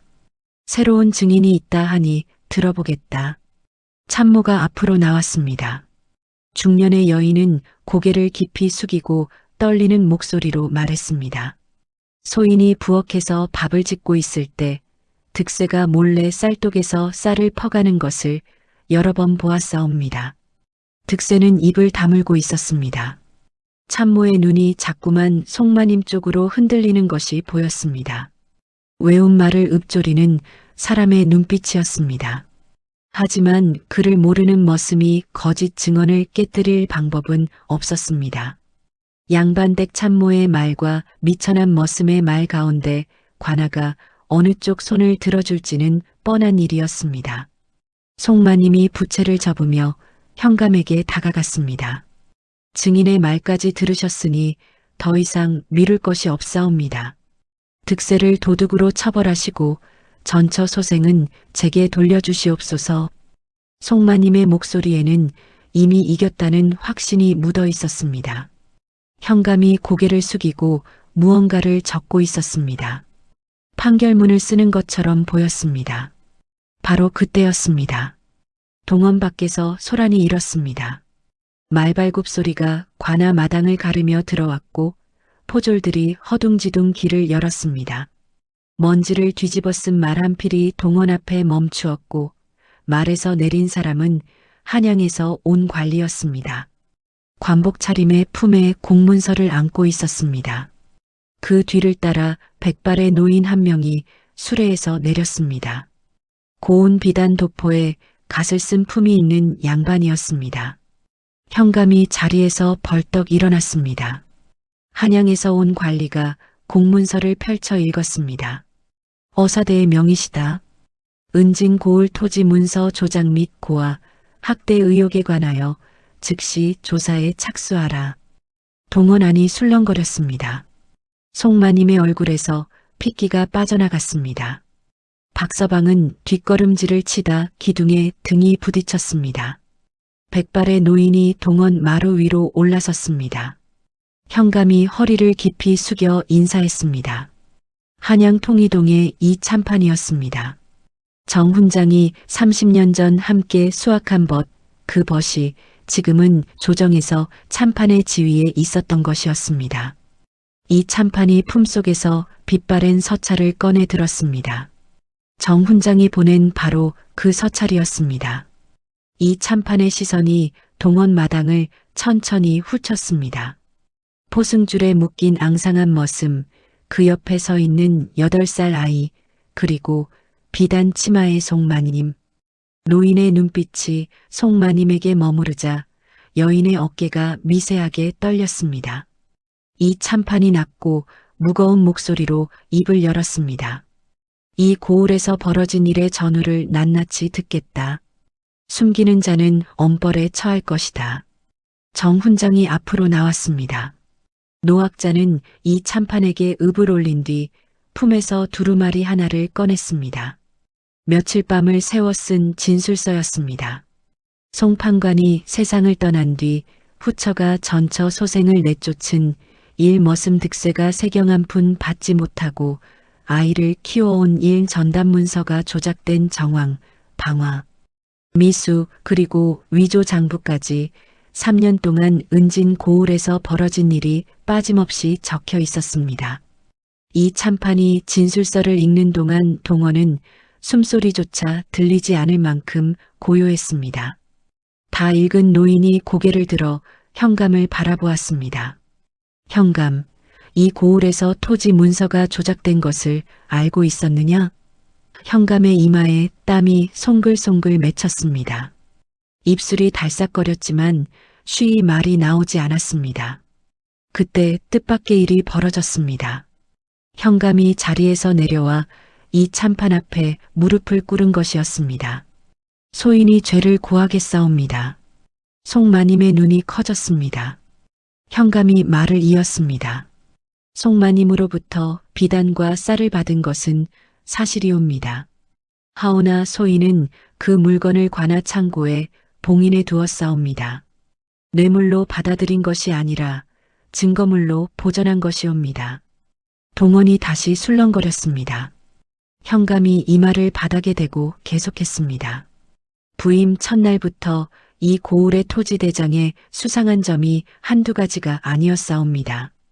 박서방이 고쳐 쓴 흔적이 곳곳에 남아 있었고 송마님의 뇌물이 그것을 확인시켜 주었사옵니다. 다만 증거가 부족하여 때를 기다리고 있었사옵니다. 현감이 고개를 들어 송마님을 바라보았습니다. 그 세경 장부도 마찬가지이옵니다.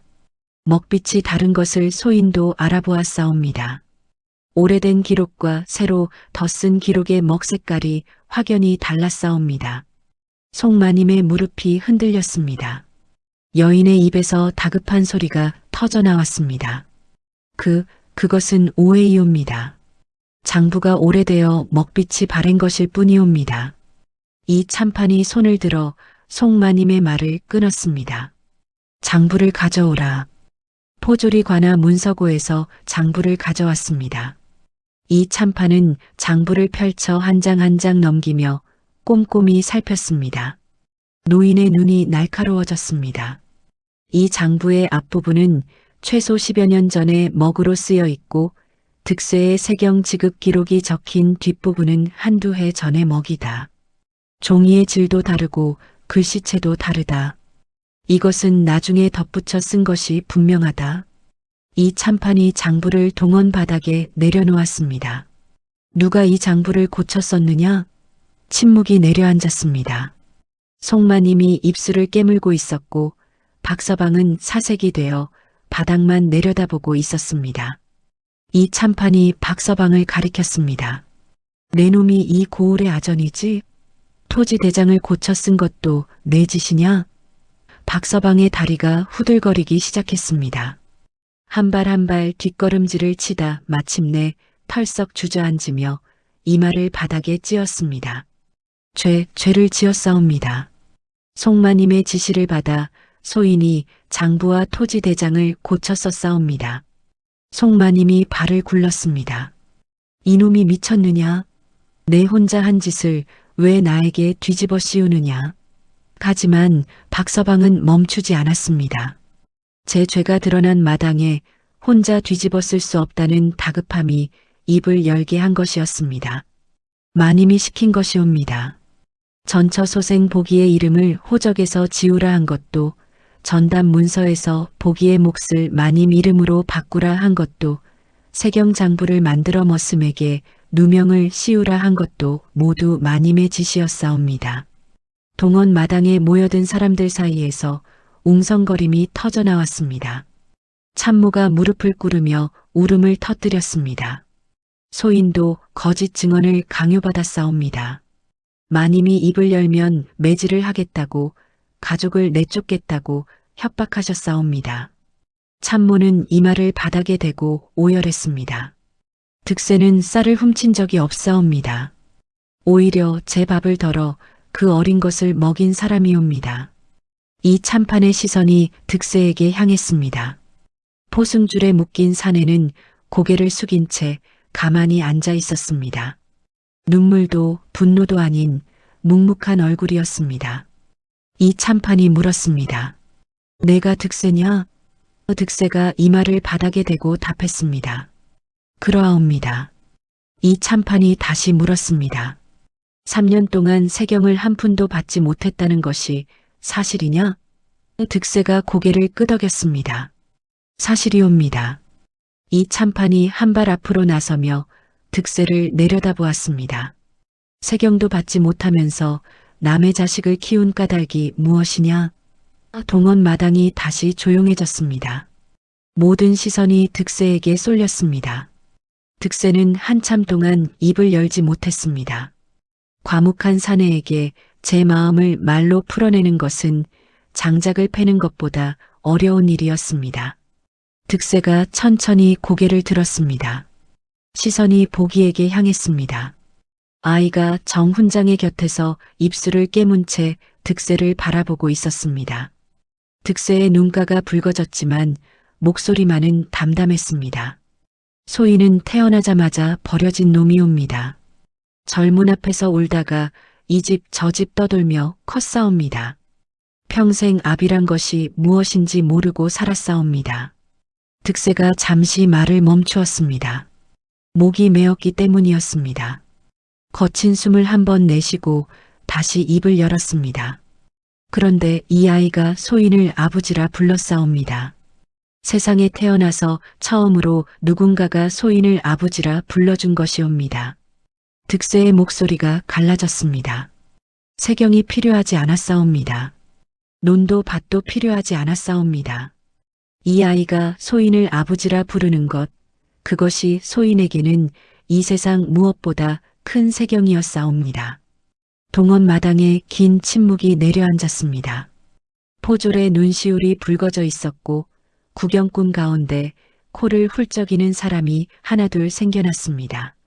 현감은 고개를 돌려 먼 곳을 바라보았고 이 참판은 부채를 든 손을 내린 채 미동도 하지 않았습니다. 보기가 정훈장의 손을 뿌리치고 뛰어나갔습니다. 아이는 득세 앞에 무릎을 꿇더니 묶인 사내의 거친 손을 두 손으로 잡았습니다. 아이의 눈에서 마침내 눈물이 쏟아졌습니다. 참고 참았던 눈물이었습니다. 보기가 입을 열었습니다. 목소리가 떨렸지만 동원 구석구석까지 또렷하게 울렸습니다. 이분이 제 아버지입니다. 피가 섞이지 않았어도 핏줄이 닿지 않아도 이분이 제 아버지입니다. 배고플 때 제 밥그릇을 채워주시고 추울 때 제 어깨에 저고리를 덮어주시고 아플 때 밤새 곁을 지켜주신 분이옵니다. 이 세상에 이분보다 더 좋은 아버지는 없사옵니다. 아이의 울음이 동원 마당을 가득 채웠습니다. 득세는 묶인 손으로 아이의 머리를 쓸어주려 했지만 포승줄이 닿지 않았습니다. 사내의 눈에서 굵은 눈물이 한 줄기 흘러내렸습니다. 평생 남 앞에서 한 번도 눈물을 보인 적 없는 사내였습니다. 그 눈물이 거칠게 갈라진 볼 위를 타고 턱 아래로 떨어졌습니다. 이 참판이 낮은 목소리로 명했습니다. 포승줄을 풀어라. 포졸이 달려와 득세의 밧줄을 끊었습니다.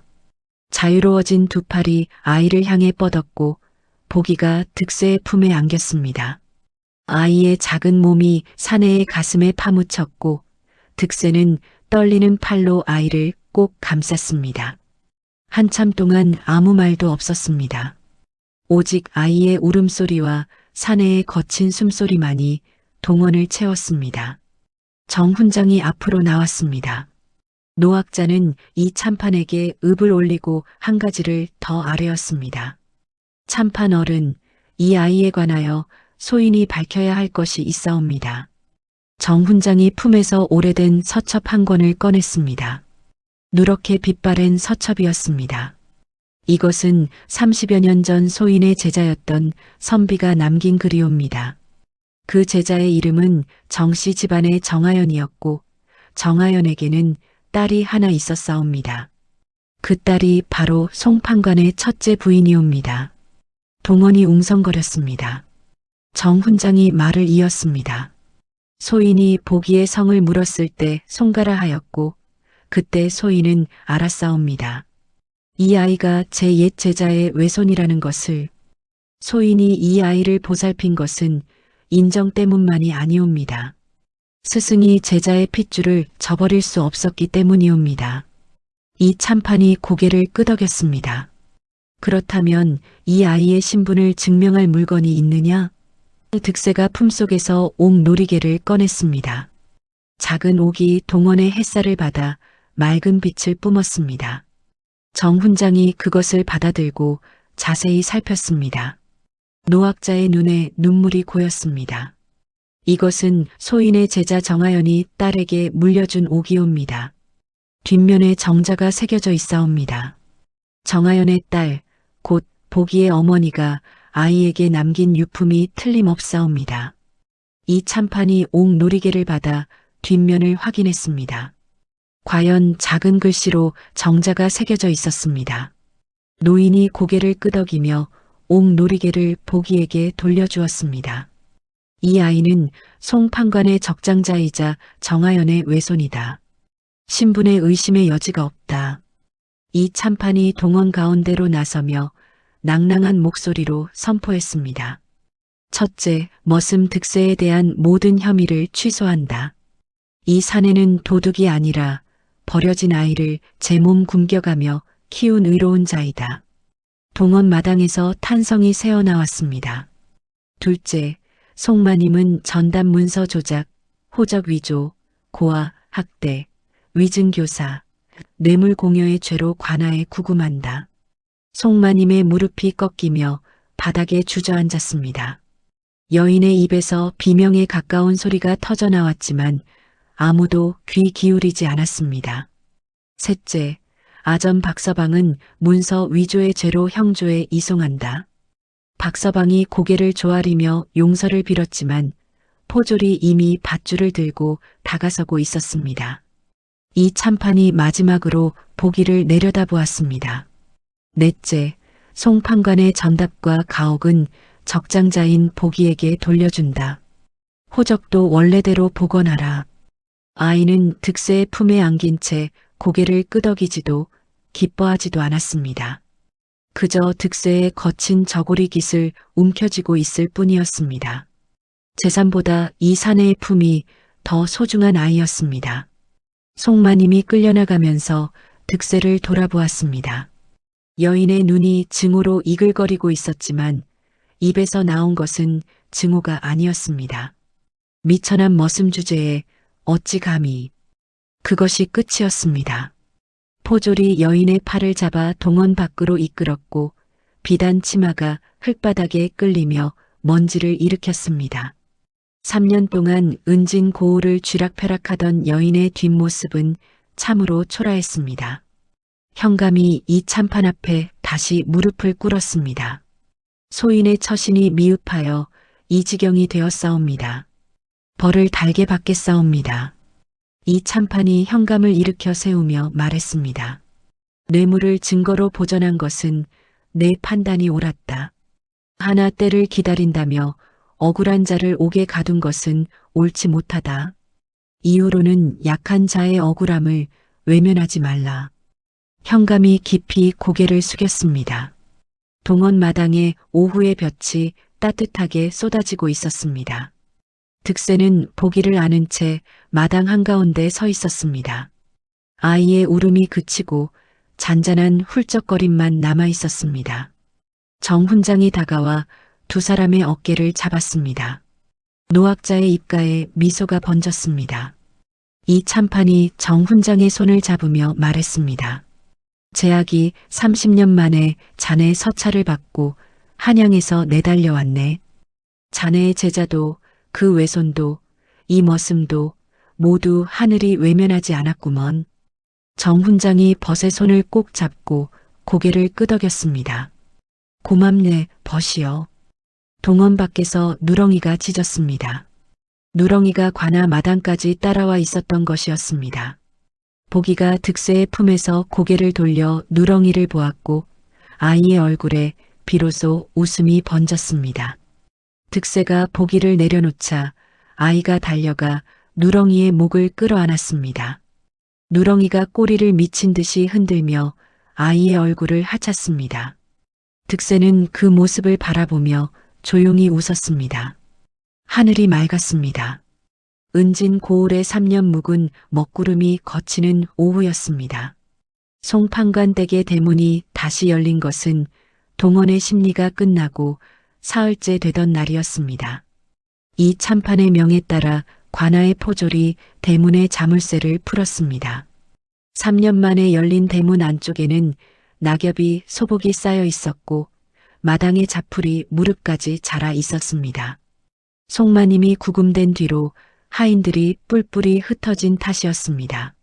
한때 은진 고을에서 가장 번듯하던 기와집이 불과 며칠 사이에 빈집처럼 허전해져 있었습니다. 득세는 보기의 손을 잡고 대문 앞에 섰습니다. 아이가 대문 안을 들여다보다가 득세를 올려다보았습니다. 득세는 고개를 한번 끄덕이고 먼저 문지방을 넘었습니다.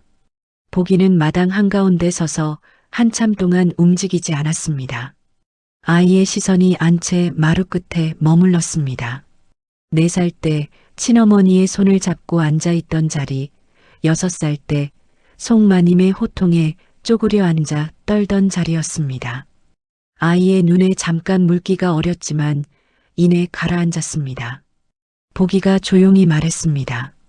아버지, 우리 집이에요.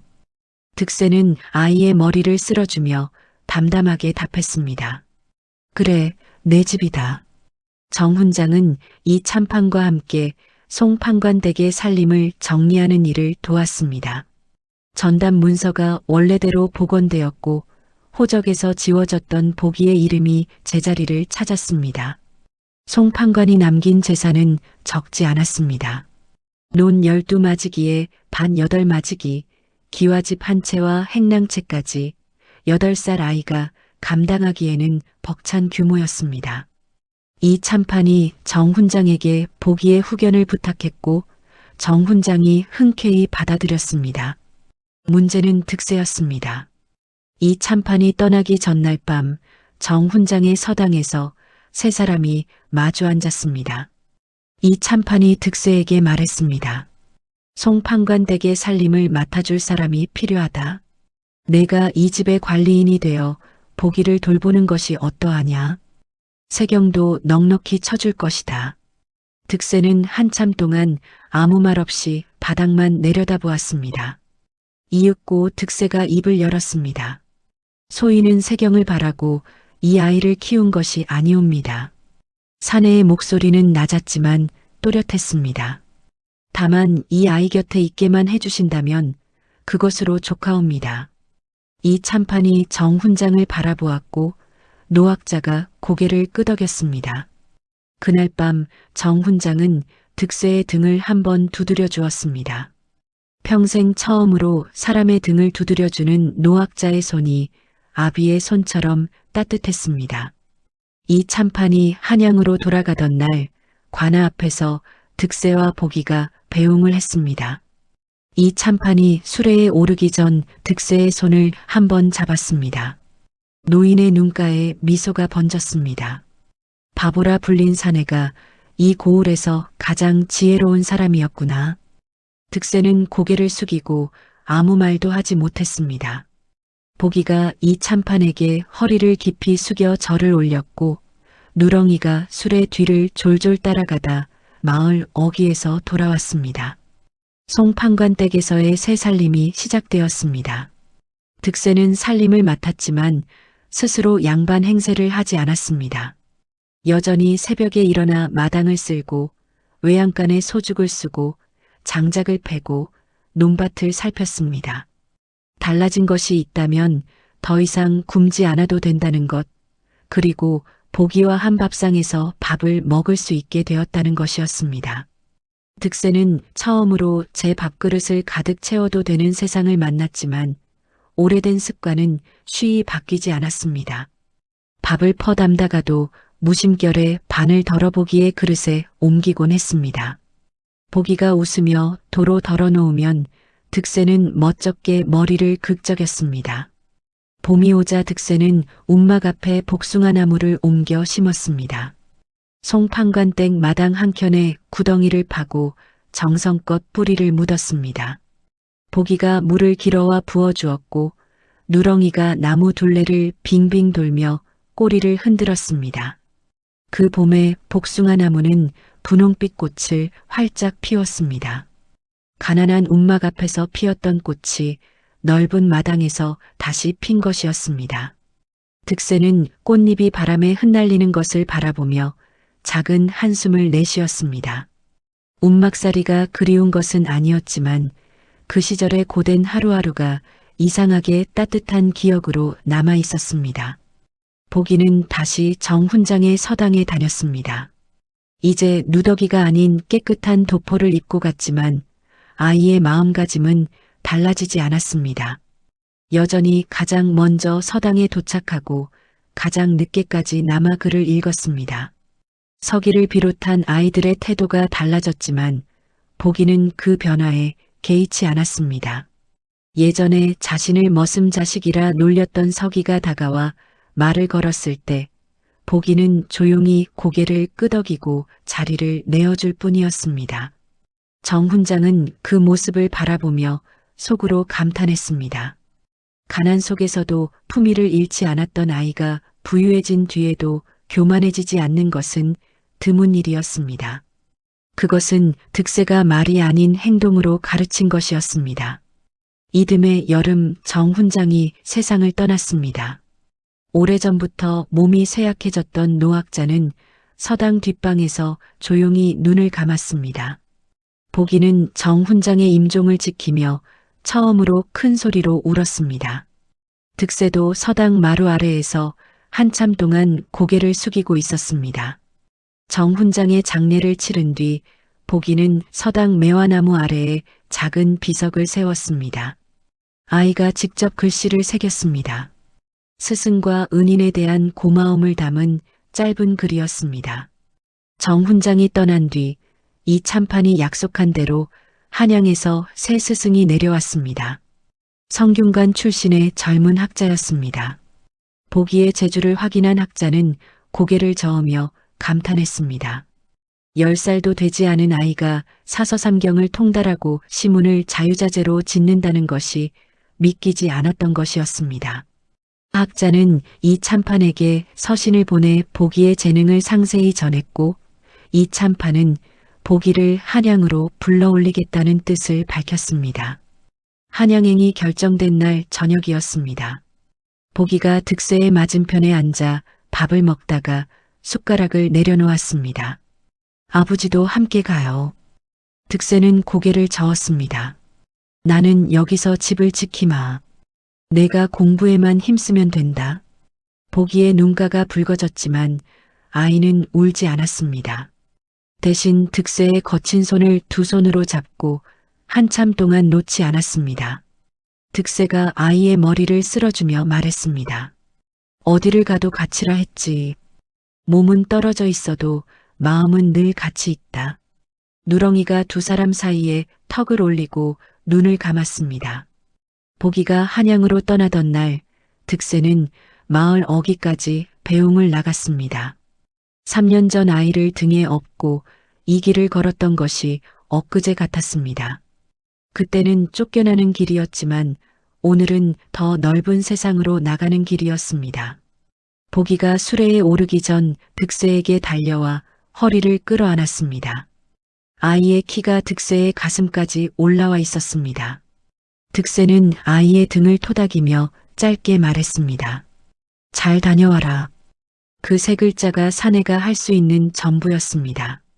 수레가 먼지를 일으키며 멀어졌습니다. 득세는 수레가 보이지 않을 때까지 마을 어귀에 서 있었습니다. 누렁이가 득세의 다리에 몸을 기대고 낑낑거렸습니다. 득세는 누렁이의 머리를 쓸어주며 혼잣말을 했습니다. 이제 우리 둘만 남았구나. 누렁이가 고개를 들어 득세를 올려다보았습니다.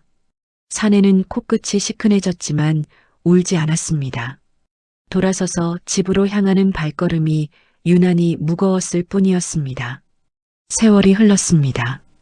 봄이 오고 여름이 지나고 가을이 깊어지고 겨울이 찾아오는 것을 득세는 송판관댁 마당에서 묵묵히 맞았습니다. 논밭을 돌보고 집을 손질하고 복숭아 나무에 물을 주는 것이 사내의 하루였습니다. 보기에게서 가끔 서신이 왔습니다. 그를 모르는 득세는 이웃집 안악에게 부탁하여 읽어달라 했고 아이의 안부를 들을 때마다 입가에 조용한 미소가 번졌습니다.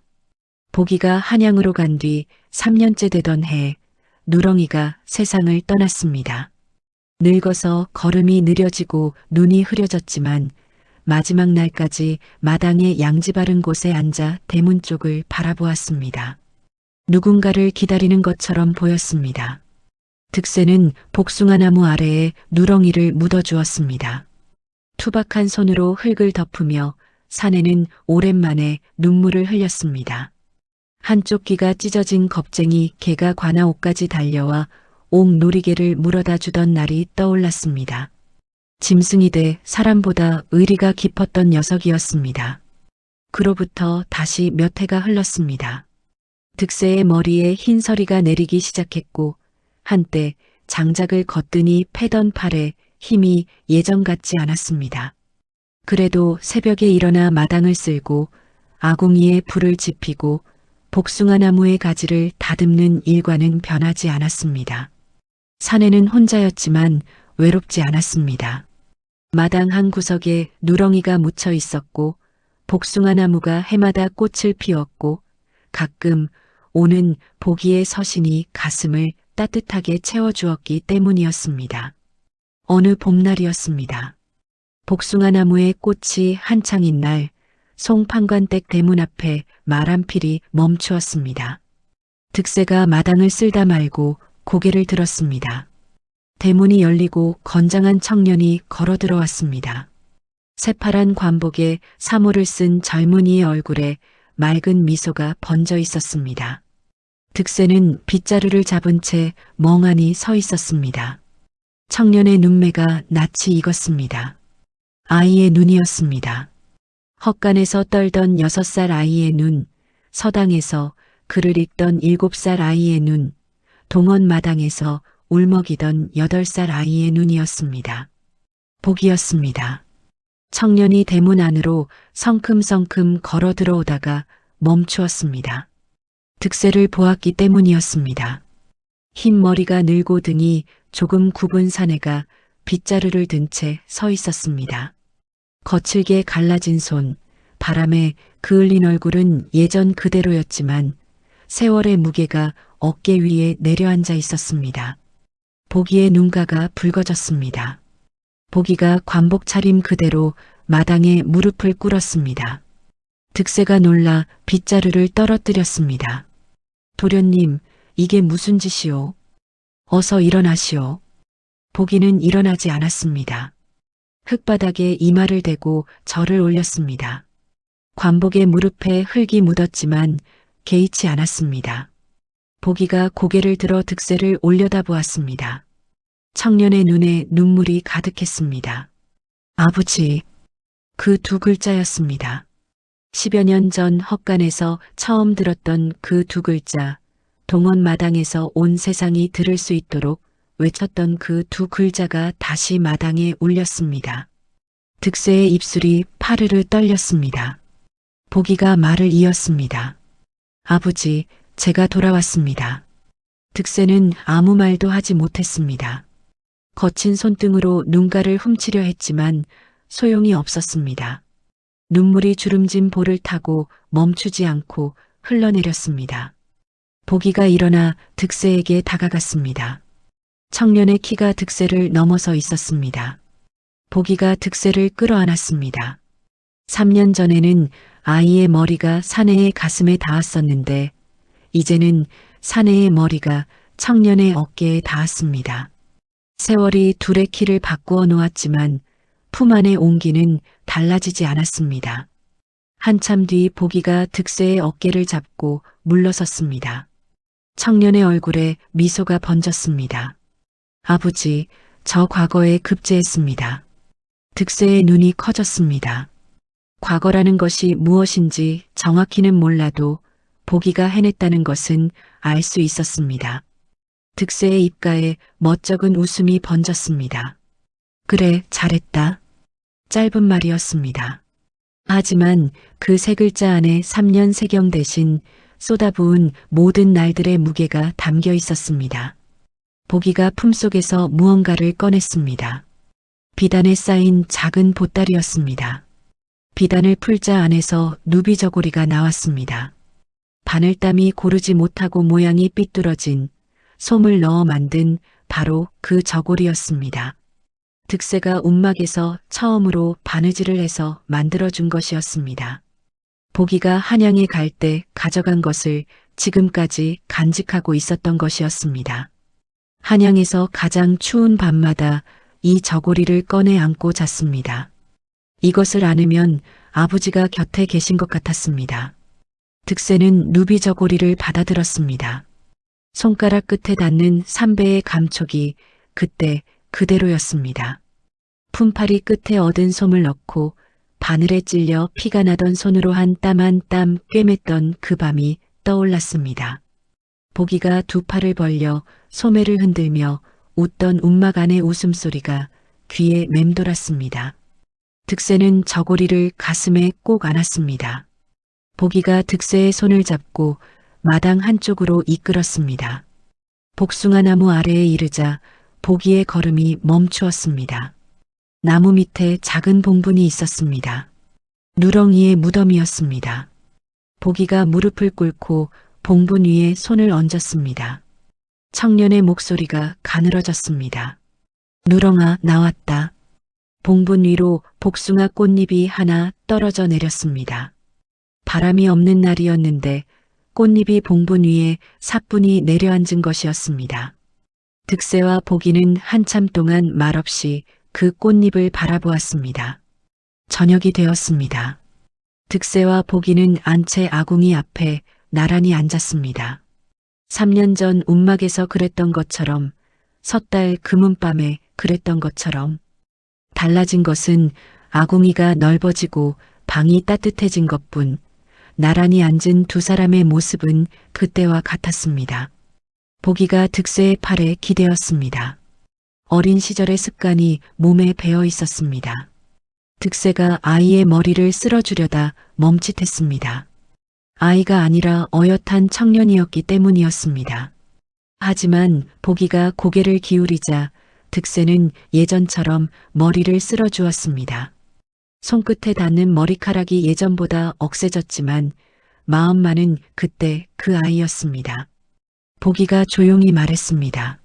아버지, 제가 아버지의 세경을 갚겠습니다. 3년 동안 받지 못한 세경, 그리고 그 뒤로도 한 번도 받지 않은 세경을 이제부터는 제가 아버지를 모시겠습니다. 득세는 한참 동안 아궁이 불을 바라보다가 천천히 고개를 저었습니다. 세경은 이미 다 받았다. 보기가 고개를 들어 득세를 올려다보았습니다. 득세가 말을 이었습니다. 내가 아버지라 불러준 것이 세경이었고, 내가 건강하게 자란 것이 세경이었고, 오늘 이렇게 돌아와 준 것이 세경이다. 이보다 더 큰 세경은 이 세상에 없다. 아궁이의 불빛이 두 사람의 얼굴 위에서 따뜻하게 일렁였습니다. 마당 밖에서 봄바람이 복숭아 가지를 간지럽히고 있었고, 누렁이 무덤 위의 꽃잎은 어둠 속에서도 하얗게 빛나고 있었습니다. 그 뒤로 득세는 보기의 곁에서 편안한 여생을 보냈다고 전해집니다. 보기는 벼슬길에 나아간 뒤에도 해마다 은진 고을로 돌아와 득세를 찾았고, 득세가 늙어 몸이 불편해지자 직접 아버지의 밥을 짓고 약을 다렸다고 합니다. 피 한 방울 섞이지 않은 부자였지만 핏줄로 이어진 어떤 부자보다 깊은 정을 나눈 사이였습니다. 옛말에 이르기를 덕을 쌓은 자에게는 하늘도 외면하지 않는다 하였습니다.